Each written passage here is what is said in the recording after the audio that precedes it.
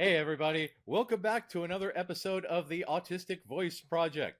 As always, I'm Matt Lowry, a guy who does therapy and evaluations and is also autistic in roughly the Kentucky area. And I am Erin Findley. I'm a psychologist in Napa, California, and I do therapy and couples workshops and all kinds of other cool stuff. And today we are joined by a friend of the show, Arielle. Tell us about who you are, remind us who you are, what you do, and where you do it. Hey everybody, my name is Arielle Juliette and I am the owner of Dance Life Studio and Fitness. We're located out of Madison, Wisconsin. We are an in-person and online and recorded library dance studio and also a social media presence that talks all about justice sensitivity things. Just to put a cap on it. Which And matters. that is a Definitely. great thing because we were talking earlier about all this stuff, and as we record this episode close to the end of 2026, 2026 2025. has oh god, it's still 2025. Oh god, so many decades. I This know. what a decade this year has been. Uh, That's a fact. this year has been filled with some crazy stuff. Like, autism being blamed on Tylenol, the perennial favorite to blame it on vaccines, the tariffs, the decision to raise all of grocery prices by around 8,000%, uh, having secret police abduct people out of nowhere. There's a lot of crazy stuff that has happened in the past 11 months at this point. And Yeah. it's a really tough world to get through when we have all of this. And we were talking about all this stuff earlier, that for people who have a highly developed sense of justice sensitivity, like we tend to do, it can be very frustrating, and I dare say traumatizing to deal with a world gone nuts like this. And Yeah. there's a lot of sources of autistic trauma. We are more likely to have hyperconnected, hyperdense amygdala, the fight, flight, freeze, fawn center of the brain. We are more likely to have CPTSD due to repeated infractions, whereas most people would not have a trauma response. We are more likely to have PTSD because we are more likely to be victimized, because there are a lot of predators out there who deliberately seek out people who are different in order to take advantage of them.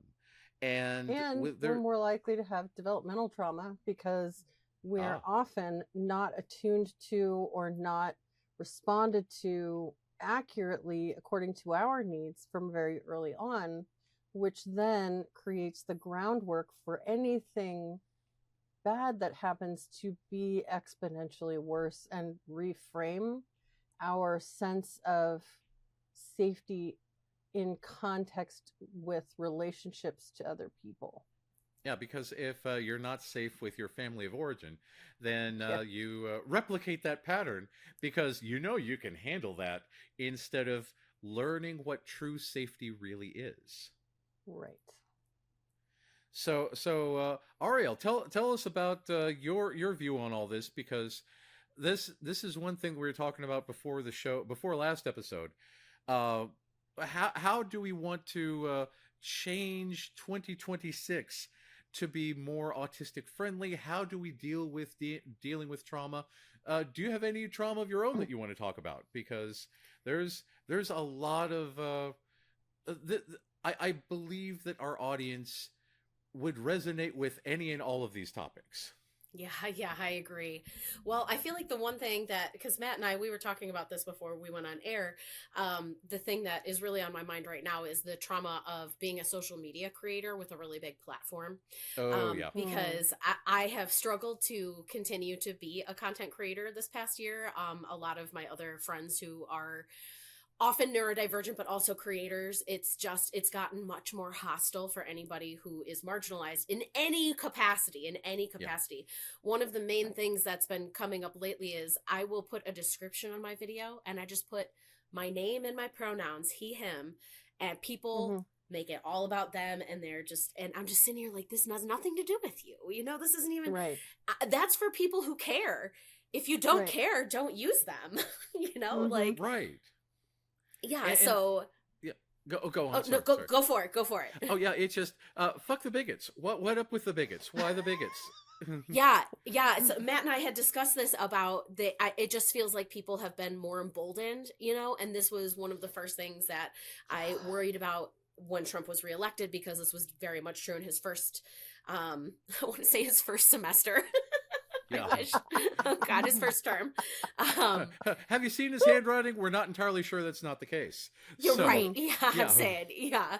So I do feel like people have been really emboldened by this second term presidency, and a lot of people are blaming it on bots and blaming it, and there is some of that to a degree, but this is also bringing out what people already thought, Right. and they just feel people are comfortable definitely putting it saying the out. quiet parts out loud now. Yeah, and Right, this is- exactly. Even more. Yep. This is a big part about fascism, because fascism, a type of government ruled by an all-powerful, authoritarian ruler, because policies typically are not popular under fascism, because again, like with tariffs caused the prices of literally everything to skyrocket. And he said, boo-hoo, your children won't have any toys for Christmas. Grandma doesn't deserve presents anyway. Everything is fine. People can agree that shutting down family farms is bad. People can agree that, releasing, what is it, Venezuelan president drug dealers? I don't know. Yeah. That word salad will probably make sense by this time when it airs, because who knows what's going to happen. But that's the thing. The people, authoritarians, gain power by shifting the blame of all of the problems from unsuccessful policies to a random marginalized group. And just saying, yes, all of your problems are not due to billionaires. They are due to trans people. They are due to immigrants. They are due to whoever the autistic people. And this is a big problem, because we could be saying, hey, we don't want the billionaires to take all of our Social Security money. We don't want the billionaires to add AI to spy on us. We don't want the billionaires to take all of the money for themselves. We would like to have our health care back. Thank you. But and we would like to be able to afford it. Yes, yes. Yeah, we're the only civilized country in the world that doesn't have universal health care. And that's largely due to racism. It's a whole thing in there. But There's yes, what is it like to have to deal, because autistic people know what it's like to be bullied, because we were bullied in school. We've been bullied in the workplace. We've been bullied, but we live in a brand new age, especially if you're a digital content creator, where the bullies have migrated online, and it is really, really hard to escape an omnipresent onslaught of determined bigots in your inbox. Yeah. And because I have a lot of people who know that I'm autistic and will be like, how do you manage to be a social media creator and deal with all of that hate? And it is intense. And the more marginalized you are, the more marginalized identities you have, the more you're going to face that. That just is what it is. But it's also become so essential for so many of us, especially those of us who aren't working in the corporate world and aren't doing a regular 9-to-5, to be online. It's just become a part and parcel for, especially if you are in any kind of arts-based, crafts-based business, you have to be online. There is just no other way around it. So for me, we had spoken about autistic people liking to share with others. I think you are autistic, and peer reviewing each other. Yes, and I think that this is part of why it's so essential, is because I couldn't exist online if I didn't know I was autistic and know how to take care of myself in that way. Because now, and this has been something that dance really gave to me, because as an autistic person, I don't have great proprioception. I don't have awesome understanding inherently of what I'm feeling and where my body is in space, and just the existence of a body, that there's more from from the neck down, there is still something there, you know.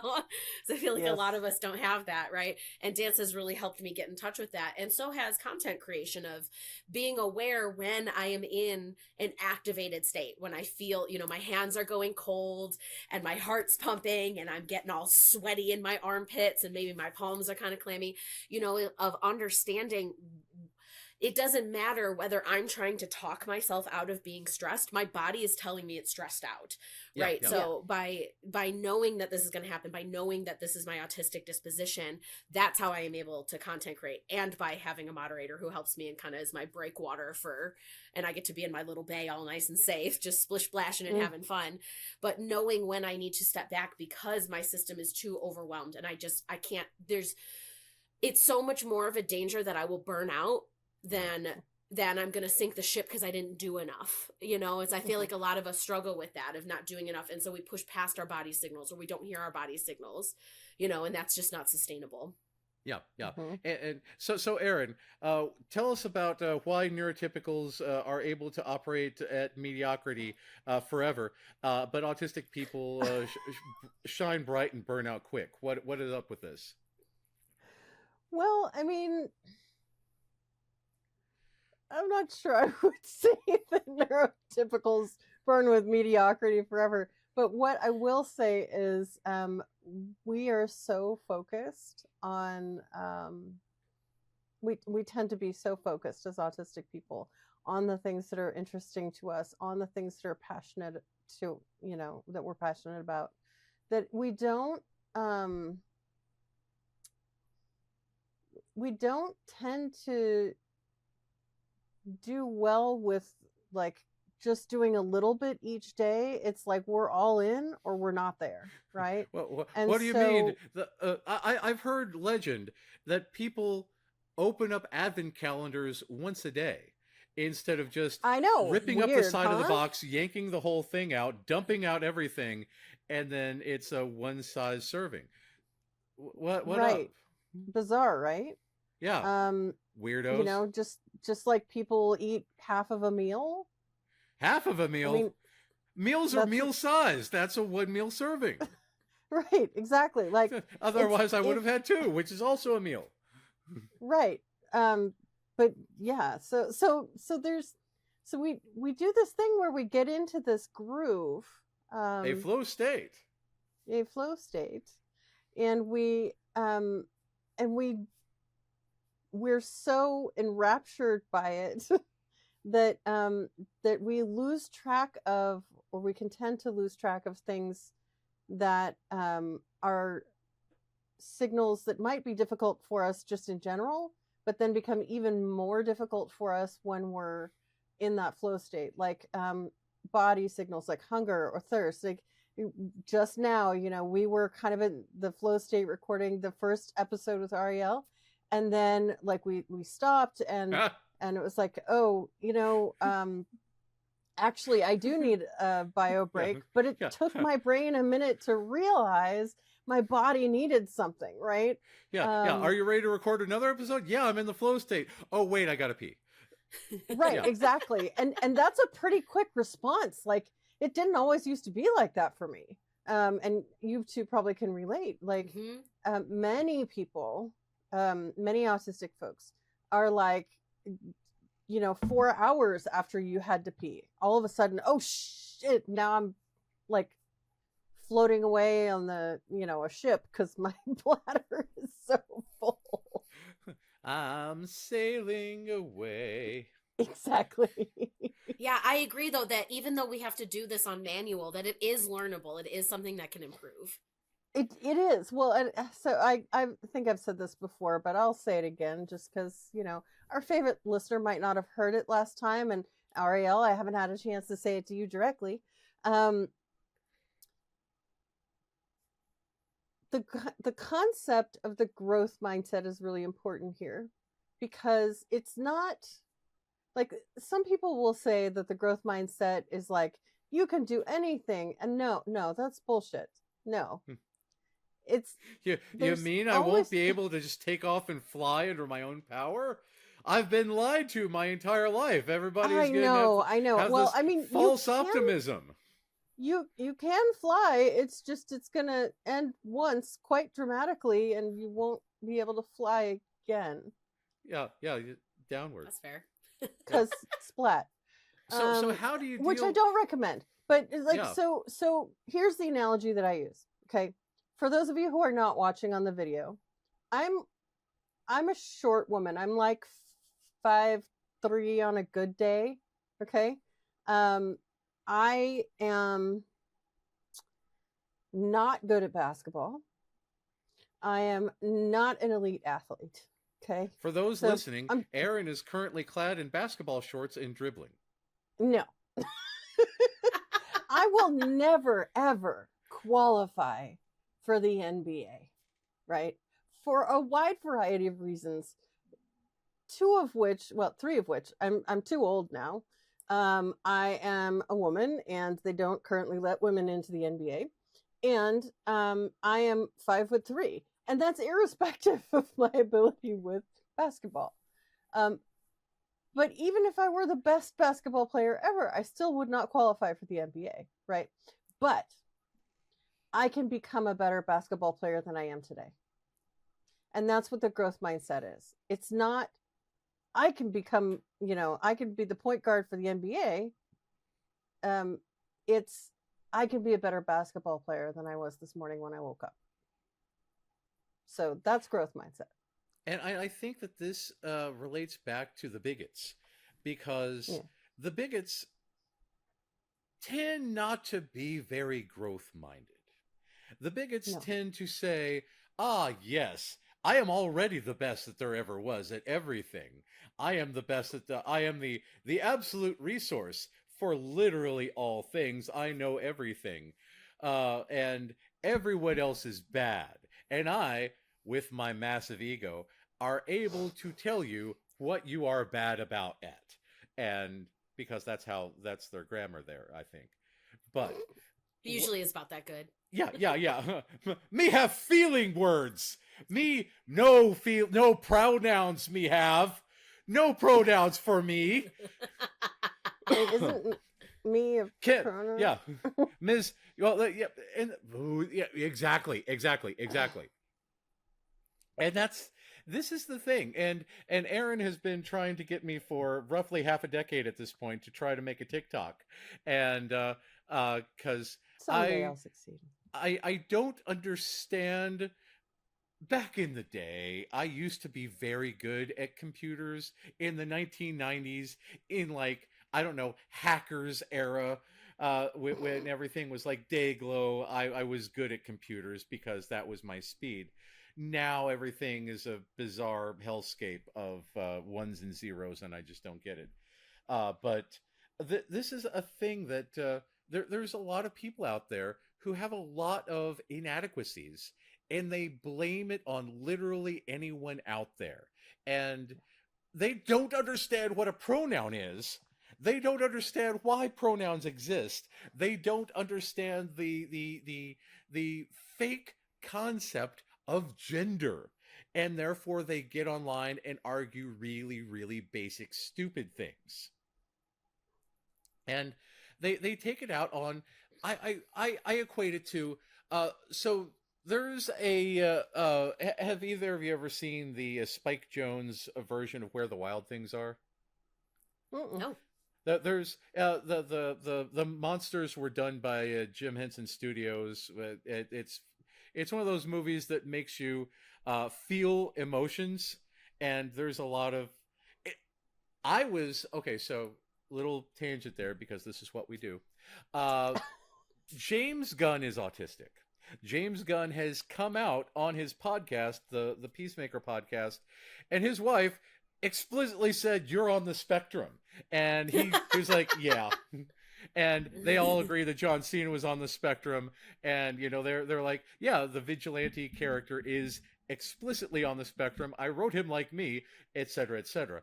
And there are a lot of people out there who really, really hate James Gunn's version of Superman because there's someone very eloquently put it. The James Gunn version of Superman saves people like a firefighter, whereas Zack Snyder's version of Superman saves people like a cop. And fans of firefighters agree. Fans of cops also agree, because they are a very, very different audience. And the Snyder people really love a power fantasy in which their hero can punish people. Uh, Autistic people, James Gunn fans, like a power fantasy where you're able to save people. And online one time there was a troll saying, "I don't understand why you people have feelings about movies." And I was like, "Well, what do you mean?" And I explained this analogy, and he said, "No, I mean, like, how could you have a feeling about a movie in general?" I was like, "Well, that means that you're probably a sociopath, and that explains why you're probably trolling right now." And then he didn't respond at all after that, because there's a lot of really, really emotionally damaged human beings out there that like to troll and try to take down people who are capable of doing the things that they might be capable of if they put in work and effort and had a growth mindset. But it's easier. Back to where the wild things are. There's a scene where there are birds flying around, and rather than trying to get up to where the birds are, a monster takes a rock and just knocks them out of the sky. So it's easier, instead of raising yourself up, to knock someone else down. And that's what they want. This is a self-loathing, sort of self-hatred breeding ground where they want everyone else to hate themselves as much as they hate themselves. But again, they're not insightful enough to articulate that. They just know that they hurt and everything sucks, and they want a mythical time when they would have been respected, when that has never ever been the case. Even in a long time ago, a cishet white male would always outshine them, and they'd be like, "Oh yeah, well they suck too." And it's very frustrating that we live in an age where trolls have such a voice. And I personally, with my justice sensitivity, can't deal with that. And I've got a bit of the PDA, as we've talked about before. I've got a marked bit, huh? I've got a marked lack of the spoons, but my God, I've got plenty of sporks. And if somebody is willing to be a jerk online, oh, they have. I am of a growth mindset in that I can be a much bigger jerk than they are. I will be the best jerk anyone has ever seen, and I'm gonna put effort into it. Exactly. Yeah. I will school you on jerkitude, sir. And yeah, that's the thing, because that's one of the reasons why I have no friends, because there are certain people out there that appreciate that I will go to the mat for people who are vulnerable and not take bullshit, because okay, so what is up with neurotypicals and needing to keep the peace? What the fuck is this concept? I don't understand. Is that why I'm not invited to Thanksgiving now? Yes. Yes. What is up with this? Okay, What is so up with keeping the peace? This is my Take it away, this is my thought on this, right? Is because white culture, which a lot of trolls come from, politeness over truth is valued, right? This is a key feature of white supremacy, politeness over truth. Yeah. Because if you are being truthful, then you have to actually address the deeper things. Whereas if you're just keeping the peace, you're just keeping the status quo, you're just keeping things even, right? So it's a power move. It's a power move to say, don't have emotions, don't get riled up about something, and I'm with you too. Like, I'm gonna hit with a better insult. I don't know, blah, blah, blah, some stupid fat joke that like so I made a video and I was just like, here, I got one for you. Put on a hat that said world's #1 dad. I'm proud of you, son. Yeah. And even though being a creator is something that I do find challenging from time to time, the haters can be a trick. The supporters can be even more of a thing. One of the things that I see come up a lot with supporters is like, oh, I didn't like the way you did this, or I want you to say this. And to that, I encourage people, as a creator who sees this a lot, who has gotten this myself, I encourage people to have a voice. Yeah, you're going to get trolls. You're going to get people who hate you. But I feel like a lot of autistic people, we get stuck in this people pleasing of we can never make waves, especially white ones, especially us white autistic people, right? We can never make waves. We can't make people uncomfortable. We can't make people feel bad. Sometimes people deserve to be uncomfortable. And I'm not, because I also think that there's a way that white people, that we center whiteness by replying to trolls in the comments. We are then centering them in these comments, but we can make posts. We can make, so like this video that I did, a world #1 dad, that was a video. I didn't bother wasting time in the comments. I'm going to go to my statuses. I'm going to go to the videos, and I'm going to say something there, because I do think, especially in the kind of environment that we are now, that it is important that our voice does matter. You know, people feel like, because I've got, you know, all my accounts are over 250,000 followers, that people feel like until you have that level that you don't have a microphone, but that's not true. We all do. Your platform is your friends and your family and the people that you work with, and saying something is important, and risking people not liking you for that opinion is important. This was something that Hunter talked about, is I'd rather be liked for who I am. Genuinely, people really like me for who I am, and not be vaguely liked by most people. You know, when most people vaguely like me, I feel like I'm doing something wrong. I'm playing the neurotypical game here. I'm playing the be nice, be white. And that's one thing about like the purpose of the voice, our voice project, because voice stands for validating our identity, culture, and experiences. And we would like to have a lot of people from a lot of different backgrounds so that we can indeed validate identity, culture, and experiences. But especially with the recent administration, a lot of people don't feel safe to come out and speak their voice because they're afraid of being criticized, because they're afraid of being, or worse, hurt. like it's not just criticism. Like there are people who have been targeted, either by stalkers or by police actions or by, you know, on a governmental level. Like, you know, I don't think the government is going to come after us, because in the grand scheme of things, we're not. I'm a middle-aged white cishet man, so we're kind of peanuts. But and I'm already on the list. I'm a registered homosexual, so I might as well, you know, if I'm already on it, I'm going to make the most of it. And so there's that, but also like this, there is real threat to people, right? And Arielle, you experience it, I think, more than either Matt or I do. And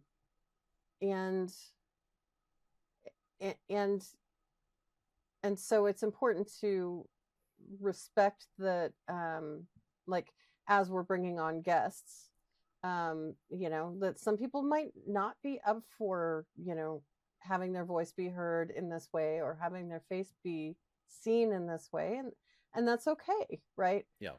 But also for those who do decide to step up, who do either, you know, whether they're coming on our podcast or doing their own thing in their own way, you know, I feel like it's our job to support our autistic siblings as much as we can, to, you know, let their voice not let their voice be heard, but to amplify their voices, especially if they're more marginalized than we are.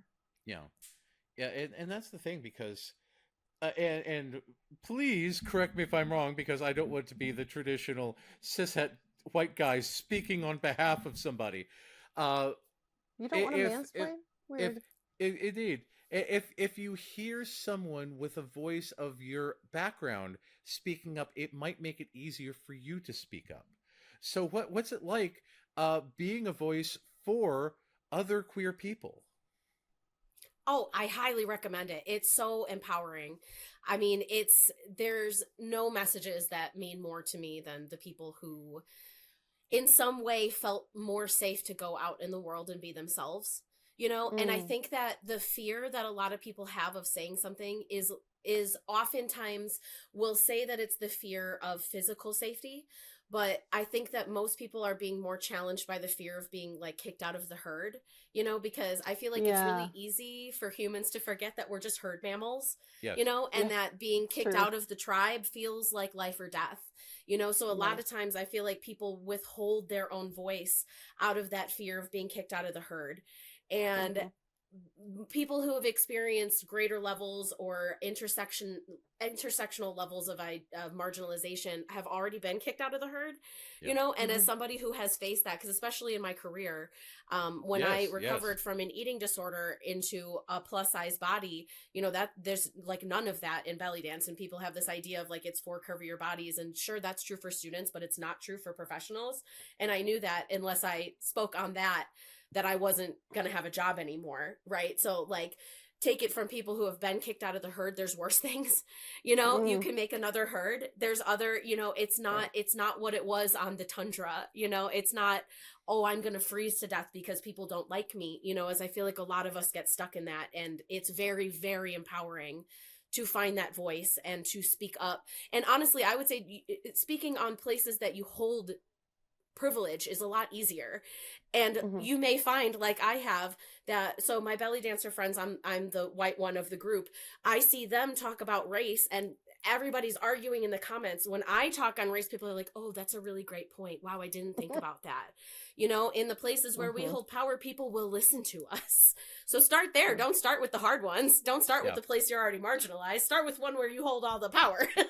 Exactly. I have a remarkable level of privilege in order to be awkward, in order to be belligerent, in order to call people out on such things, because cishet white dude, and there are people out there who will get ruffled by it because I'm not telling them what they want to hear. But there are a lot of people who say, "Well, I guess he knows the best. He is a cishet white dude then." Mhm. Right. You But With an definitely hold advanced power. degree, even. yes, Yeah. well, also that, yeah. But this is a big reason why I can't work in a corporate setting, because there will be these weird expectations of me to go along with whatever the pardon me, the superficial hierarchy deems appropriate, and I can't do that. So how do you start your own business? How do you become independent and form your own group? How do you form your own herd? What's up with all this? Yeah, honestly, that's because I got kicked out. That was exactly the thing, is I was not ever able to work a corporate job. I mean, school felt like a prison sentence to me, that I Mm. didn't go to college. Once I finished high school, I was like, I am done. That is it. No more school. I don't, not only if I have to, so it was that I was pushed out. I was not going to be able to live in that kind of neurotypical environments. Like institutions were not made for me. If it's an institution, I'm out. Too many. Yeah. It's all neurotypical if it's an institution. It's all about the hierarchy. It's all about the rules, right? So, and that was really true for me in the belly dance scene as well, is that I never fit in. I was never like really included No. in the groups. There was always ways that I stuck out and didn't play the rules right, and I wasn't willing to Oh. go out Hello? after the workshops and socialize, so I did it because I had to, and because if I wanted a place to be me, it was only going to happen if I did it. Mhm. Mhm. Well, I think Yeah. that's why a number of us end up self-employed, because Yep. playing by somebody else's rules just it, sometimes you can survive it for a while, but there comes a point where it's just like, I just can't do this. Yeah. Yeah, the autistic burnout hits. Yeah. Mhm. Yeah. We can be independent together. Right. Yeah. Exactly. It's and this is a big thing, because I think that to neurotypical people, banding together with our other neurotypicals is just a given, because we are herd creatures, but they don't take into consideration. I think that we may have talked about this in a prior episode, about how, even from the beginnings of humanity, like there were initially lots and lots of varieties of hominids, like the Denisovians and the Cro-Magnons and the Homo sapiens. And for some reason, Homo sapiens tended to go on a murderous rampage and either interbreed or kill literally everyone around them. hence the reason we are today. And there's this xenophobia baked into DNA to fear and mistrust that which we don't understand. And Mhm. pardon me. There's a lot of that when it comes to people who don't get out that much. If you don't have friends of different groups, then all you know are the people who look like those in your immediate family, and that can be very problematic. Yeah. Yeah, I definitely find that too, where I'm, when I put my neurotypical voice on, I'm like, okay, I'm doing this so I don't hit you in the uncanny valley. Because I feel like Yes, that's yes. what autistic people hit allistic people in the uncanny valley. Yeah, they can't tell if we're robots. They can't tell if we're lizards. They don't know what to make of us because we move differently, we speak differently, we act differently. It's our bottom up processing and our sensory stuff with all this stuff. They just don't get it. Yep. So this is why this heterogeneity, a word which here means lots of difference, is important because, I mean, granted, if you really, really wanted to just eat a big bag of brown M&Ms, fine. But wouldn't you rather have some variety there? It's one of those things. Everybody has a unique profile of strengths and weaknesses, and I use the example of the Tasmanian devil because thanks to Looney Tunes, it's one of my favorite creatures. But it's also incredibly endangered because Tasmanian devils come from a very, very isolated place. And they're all essentially clones of each other. And cancer is wiping out the Tasmanian devil population, possibly within a few generations, because there isn't enough genetic variation to protect animals from being wiped out. And we absolutely need different viewpoints because, again, one of the big problems about the year 2025 in America is that everybody looks the damn same who's making decisions, and they've all agreed on the same bad decisions. And we absolutely need outside opinions on this kind of stuff. But again, I'm the white cisgender heterosexual dude complaining about all of the stuff that people like me are doing. So, what do you all non-white cisgender male dudes thinking of that? There words. I mean, yeah, the I think the broader the perspectives are, the better off the ultimate decisions and thinking are, as long as everybody is committed to working together, to understanding each other's points and needs and perspectives. And yeah, it's a longer and more effortful process to get there, but it's so much more rewarding because you get that richness, you get that broadened view that, me and 30 clones that are just like me, that they might see, slightly different angles, and it's certainly, someone like me tries to widen their perspective intentionally, but there are things that we don't see, right? And there are things that we don't experience, and so why would we not incorporate the other views from other people? And I think it comes down to fear of Ooh. not having enough for ourselves. And I think Scarcity. The scarcity mindset. It's the fear of experiences and people who are different from how we think. By the way, we are going to be fucked if aliens ever show up, because you want to talk about people who have literally no frame of reference to connect with. Like, yeah, if they can transverse the vastness of space, we are monkeys. Pretty sure, yeah. Like we're not going to come equipped with the universal translator at the beginning. Yeah. And we go around thinking we're hot shit, and then we have, some alien species come visit us, we're gonna find out really fast that we are not. Yeah. So, so I think this kind of cultural humility that I'm talking about is something that will also prepare us for the inevitable alien meet and greet that will happen sometime. This is the reason the Vulcans haven't made contact yet, because we're in the Because wrong timeline. we're not yet enlightened enough. Yeah. And so this goes back to actually a really big experiment about liberals and conservatives, because Mm-hmm. it turns out that conservative people become more liberal if engaged in a thought experiment where they have Superman-like powers, where they are not threatened, where they don't have that scarcity mindset.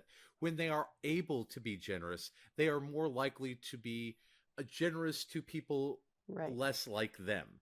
And again, this is a big difference between the Snyder Superman and the Gunn Superman, because James Gunn's Superman will save everybody, and James Gunn made a very, very aware decision to cast people of lots of different backgrounds and ethnicities and abilities.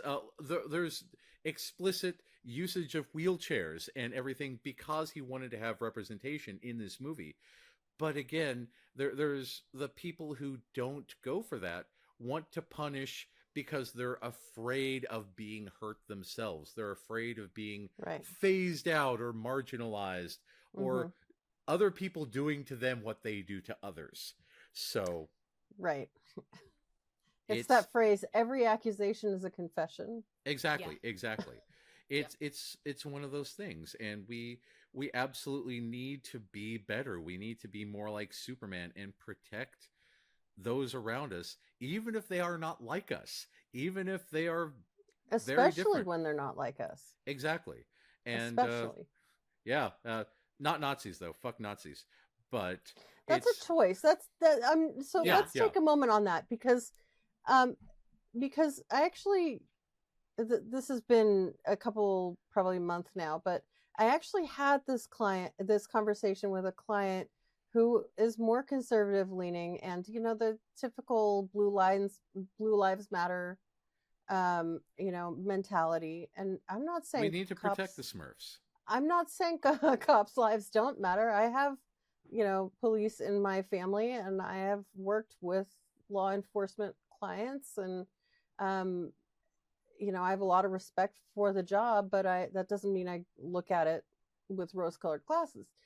So, anyways, um, this person was struggling to understand the difference between Black Lives Matter and Blue Lives Matter, and I told him it's like it comes down to the fact that you can choose to be a cop, and you can choose not to be a cop. Was she under A the black impression that people choose to be black? No, they didn't realize that the choice was as the ability to choose wasn't a fundamental difference between the two. Right? You don't get to choose if you're a Black person. Yeah. You don't get to choose if you're Roma. You don't get to choose if you're if you were born to immigrant parents, right? You don't get those choices. Yeah. Right? Being a cop is a career. Yeah. And yes, there's a lot of like familial lifestyle type things that go along with it, but it's still just a career. Yeah. Right? One that you can leave if you so choose. One that you can leave anytime. You might have to get another job, but you don't have to stay at that job. Right, exactly. And so it's like it's not the same thing. It's a false equivalence. And I'm delighted that the client actually was like, "Oh, shit, I hadn't thought of that." Oh, right? good. It's also depressing, right? Yeah. Because like isn't that obvious? But I'll take the I hadn't thought of that any day. Yeah. As I was telling you, like yesterday or the day before, when my internet went out, I was like, "Oh man!" My mind went to grand conspiracies because this is the second time in a month my internet has gone out. But no, it's because someone who is ignorant chopped my internet line while trying to put a flag down near the telephone pole. And when we must not attribute to malice what is more easily explainable by ignorance. And Yes. yeah, and this is a big thing, especially like with pronouns, because again, those are your pronouns, those are who you are. This is how you are wired, rather than, I have just arbitrarily decided it's a Tuesday, so I shall choose this today. And that's that it's so I wish that we had the resources. I wish we had the availability. I wish we had I wish we could enlighten the entire world. I would love to have the sainthood patience of Mr. Rogers or LeVar Burton or Bob Ross or somebody who is capable of being patient enough to educate literally everybody. I don't have that level of patience, and that's why I'm a hermit, because I could fight maybe 1 or 2 battles a day, but then after that I just become a grouchy crank. And honestly, this is something that I think autistic people have a real advantage and strength for, is because of our justice sensitivity. And there is nothing to me that is inherent in being autistic that makes us so, right? I'm thinking like Elon Musk, right? Like look at the very, very wealthy autistic, because I feel like there's a certain, like once you hit a certain level of privilege, you can start to get stuck into different hierarchies. Sam Brinkman, I think is his name, is another one. I'm just listening to how he describes things. And I don't think that it is autistic inherently to understand it, but I think that we do have an advantage due to our justice sensitivity to be able to see these. And that's why it's important for autistic people to use our voices, to kind of circle back to what we were talking about before, of that this is a strength of ours, to be able to see other people's perspectives, and why it's so important that we get other people's perspectives. Yeah, because we are bottom-up processors, and we've got that knowledge hunger where we want to learn. And it's very, very important. And I wish that was a more of a trait. I wish that there was more of a drive for understanding. And this is one of the reasons why I have very few friends, especially in this area, because it's hard for me personally to enjoy the company of someone who isn't curious. Yeah. It's very, very difficult for me to... I used to live in Bardstown, and my next door neighbors once criticized that I was outside working on my car, and there was all of these people just sitting around. Imagine, I don't know, you imagine backwoods Kentucky. I'll say no more. And they were saying, and casually one of them said that one of the kids didn't do well on math, and one of the guys confidently said, math is queer stuff anyway. And it's like, well, I mean, if you want to refer to all the homosexual mathematicians over time, I guess you could say, but I'm guessing that's not your meaning, sir, with all of your eloquence. And it's very frustrating that there are certain people out there who take pride in ignorance. And that's the thing about the society that really, really hurts me to the core. People who pride loudness and dominance over understanding and insight. And I can't be friends with those people. I will not allow them in my house. I will not. I believe that we covered that on a previous episode with the guy who drinks pee and is therefore able to operate a camera. But it's fascinating about all this. I really wish that there was a greater drive for understanding and information hunger. But that's why we do this, and that's why we have interesting people join us to tell us about your world, so we can live vicariously through you. Exactly. Yay! But with that, we have. Is there anything else that either of you would like to add to all of this? Because I've done a lot of talking. Arielle? I think we covered all the ground. Cool. Well, yeah, I mean, I know I had a great time. There's always more to say, but right, exactly. There's always more to say. But I feel like my words have ended for this episode. Yeah. We're at about the 49-minute mark coming up, so that's okay. a little over time for us. But hopefully, I'd like to have you back again, Arielle. Absolutely. And Erin, you'll always be back because you're contractually obligated to. So, we will keep on talking, and we will keep on sharing. We will keep on learning, and hopefully, you, dear listener, will join us for the next episode of the Autistic Voice Project. Have a good one. And we hope your 2026 is off to a good start. Yay! Happy New Year! Happy New Year!